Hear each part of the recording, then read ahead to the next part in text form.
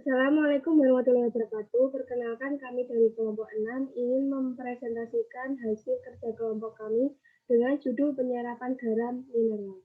Dengan anggota Putri Frezananda NIM 025, Aurel Trikiana 026, Diana Siska Dewi 027, Kiki Widianingrum 029.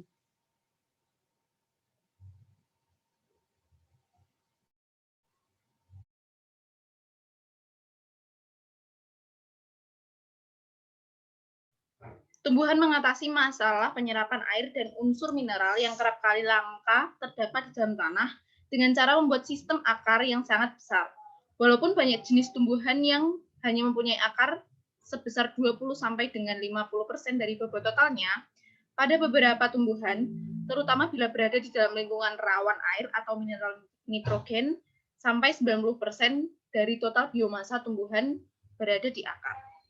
Bentuk keseluruhan sistem akar terutama lebih dikendalikan secara genetik daripada oleh mekanisme lingkungan. Walaupun morfologi akar dikendalikan secara genetik, lingkungan tanah mempengaruhi juga. Yang selanjutnya, mikoriza. Umur struktur akar dipelajari dari tanaman yang ditanam di rumah kaca. Tetapi di alam, agar mudah sebagian besar spesies, mungkin bisa sampai 97%, terlihat agak berbeda karena terinfeksi cendawan asli tanah dan membentuk mikoriza. Mikoriza atau akar cendawan merupakan gabungan simbiotik atau akrab dan mutualistik atau yang sama-sama menguntungkan, bukan patogen atau patogen lemah, dan sel akar hidup, terutama sel korteks dan sel epidermis. Mikoriza menawarkan keuntungan besar pada perpohonan yang hidup di tanah tandus. Bahkan, tanpa mikoriza yang mampu menyerap hara, banyak komunitas pohon tak mampu bertahan.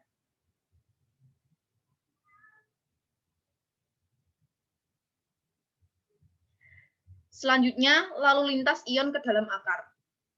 Umur struktur akar dipelajari dari tanaman yang ditanam di rumah kaca.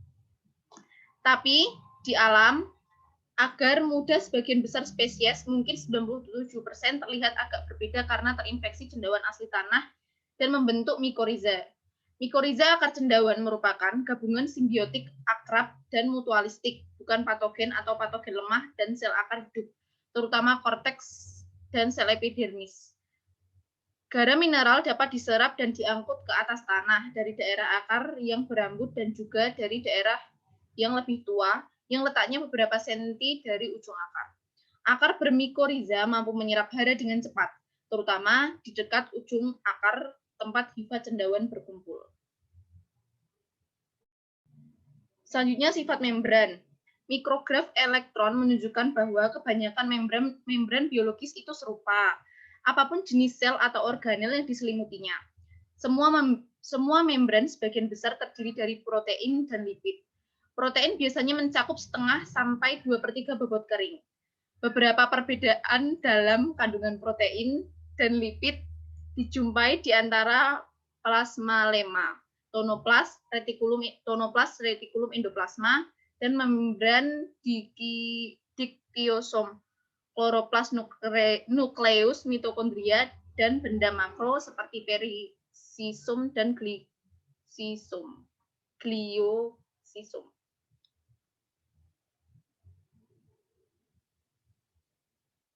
Yang selanjutnya ada pengamatan awal perihal penyerapan linarut.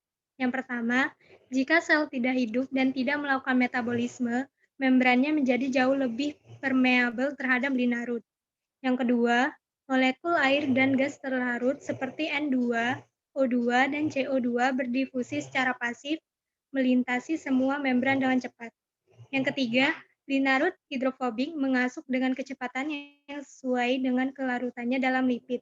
Linarut yang lebih hidrofobik dan kurang hidrofilik melintasi membran lebih cepat daripada linarut yang sifatnya berlawanan.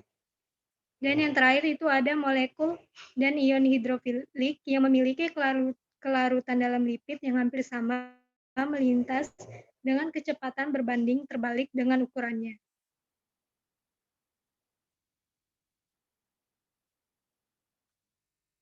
Selanjutnya ada prinsip penyerapan Linarut. Prinsip penyerapan Linarut ada 4. Yang pertama yaitu Linarut ditimbun dalam sel. Sel dapat menyerap Linarut esensial tertentu dengan sangat cepat dan dalam jangka waktu lama, sehingga konsentrasinya menjadi jauh lebih tinggi di dalam sel dibandingkan dengan di larutan luar. Penyerapan seperti ini disebut penimbunan. Kelebihan yang menyebabkan konsentrasi di dalam lebih besar daripada di luar disebut nisbah penimbunan. Yang kedua, ada penyerapan Linarut bersifat khas dan selektif. Linarut diserap dan ditimbun melalui proses seleksi. Adanya proses pemilihan mendukung teori bahwa pembawa yang berupa protein pada membran membantu memindahkan Linarut ke dalam sel, karena enzim diketahui dapat mengenali secara selektif dan diaktifkan atau dinonaktifkan oleh ion atau molekul tertentu. Selanjutnya ada Linarut yang diserap sering perlahan-lahan merembes keluar. Perembesan cepat dapat dipacu dengan adanya kerusakan membran oleh bahang, racun, atau O2 rendah dan bisa juga karena hilangnya Ca2+. Keadaan abnormal ini akan mematikan sel. Perembesan lambat menunjukkan bahwa penyerapan terutama oleh akar garam rendah merupakan aliran satu arah ke dalam influks. Yang terakhir ada laju penyerapan Linarut menurut konsentrasi Linarut. Laju penyerapan naik dengan cepat ketika konsentrasi Linarutnya naik.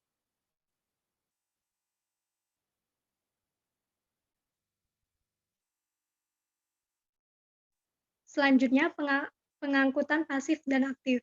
Apabila gradien energi bebas atau gradien potensial elektrokimia kurang dari 0, maka penyerapan berlangsung melalui penyerapan pasif. Sedangkan, jika gradien itu positif, maka sel harus menggunakan energinya untuk mengangkut ion ke dalam melalui pengangkutan aktif. Selanjutnya, cara pompa ATPase mengangkut proton dan kalsium. Yang pertama, sel menggunakan energi yang tersimpan dalam ATP untuk menyerap Linarut secara aktif. ATP menyerahkan energinya saat fosfat di ujung molekulnya lepas terhidrolis menghasilkan ADP dan fosfat anorganik. Yang kedua, ATP plus H2O menghasilkan ADP plus PI. Reaksi ini dikatalisis oleh suatu enzim yang tampaknya terdapat di setiap membran sel hidup. Reaksi ini dikatalisis oleh suatu enzim yang tampaknya terdapat di setiap membran sel hidup.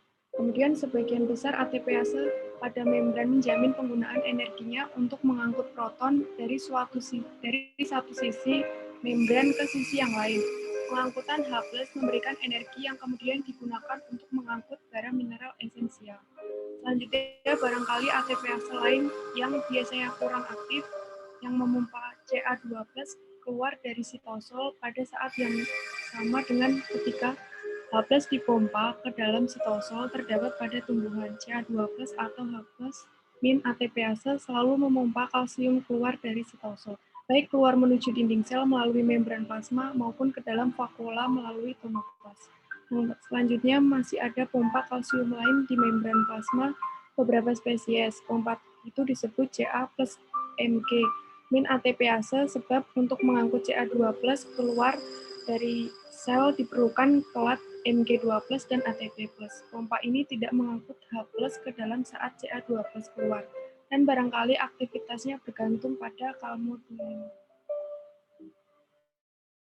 Selanjutnya, cara pembawa dan saluran mempercepat pengangkutan pasif. Dengan cara memanfaatkan gradien elektropotensial yang timbul dari pompa ATPase atau pirofosdatase, pembawa diduga secara khas mengikat satu atau sedikit sekali Linarut yang berkerabat. Pembawa juga diduga menjadi protein integral yang menyebar rata pada membran. Istilah pembawa yang lebih mungkin ialah pembawa melakukan perubahan bentuk terbalikan untuk memudahkan pemindahan Linarut. Selanjutnya, membran diuntungkan oleh adanya pompa proton dalam pengangkutan.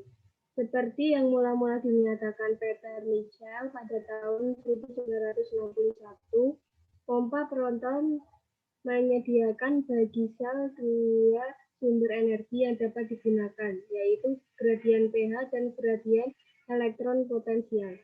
Gradien potensial tidak akan menguntungkan penyerapan molekul netral seperti gula dan akan menolak anion seperti bikarbonat, nitrat, klorida, fosfat, dan sulfat.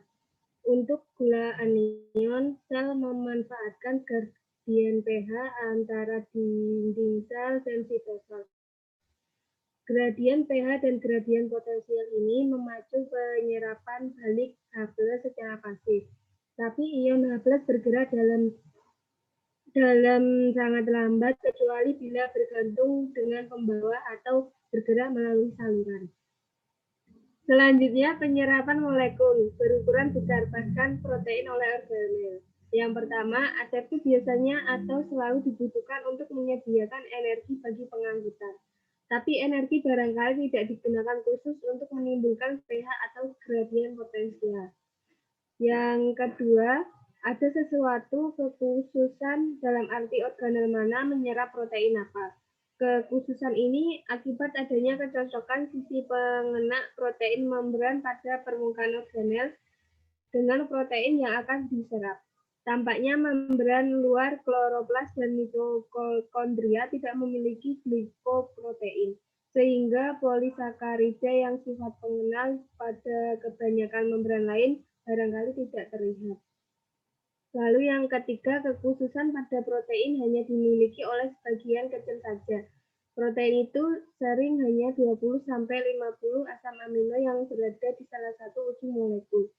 Potongan beberapa asam amino ini pada kloroplas dinamakan potongan transit. Pada mitokondria disebut potongan pemimpin, dan pada retikulum endoplasma serta nukleus sebagian potongan isyarat. Lalu yang keempat, sesudah protein diserap oleh organel yang tepat, potongan pengenalnya terpenggal, terhidrolisis, dan protein fungsional yang matang terlepas. Potongan pengenal barangkali malah terhidrolisis lebih lanjut sampai memisahkan 20-50 asam amino. Protein matang akan berusaha menemukan tempat di organel untuk kemudian berfungsi membantu memelihara kehidupan. Terakhir, hubungan antara fungsi akar dan fungsi tajuk dalam penyerapan mineral. Dalam pengertian, permintaan tajuk akan meningkatkan penyerapan garam mineral oleh akar dengan secara cepat menggunakan garam mineral tersebut dalam produk pertumbuhan. Misalnya protein, asam nukleat, dan klorofil. Dalam pengertian penawaran, tajuk memasak karbohidrat melalui floem yang digunakan akar untuk berespirasi menggunakan ATP. ATP ini membantu penyerapan garam mineral. Penyerapan maksimum ion nitrat dan amonium berhubungan dengan laju maksimum fotosintesis, kecuali saat penyerapan berselisih waktu kira-kira 5 jam. Yang menunjukkan adanya kebutuhan akan perpindahan karbohidrat dan respirasi akar selama selisih waktu tersebut. Hubungan ini tidak membuktikan adanya sebab akibat, tapi pada tumbuhan yang sedang tumbuh, aktivitas yang saling bergantung antara akar dan tajuk tampak jelas. Sekian presentasi dari kelompok 6. Bila ada yang mau bertanya, silakan komen di kolom komentar.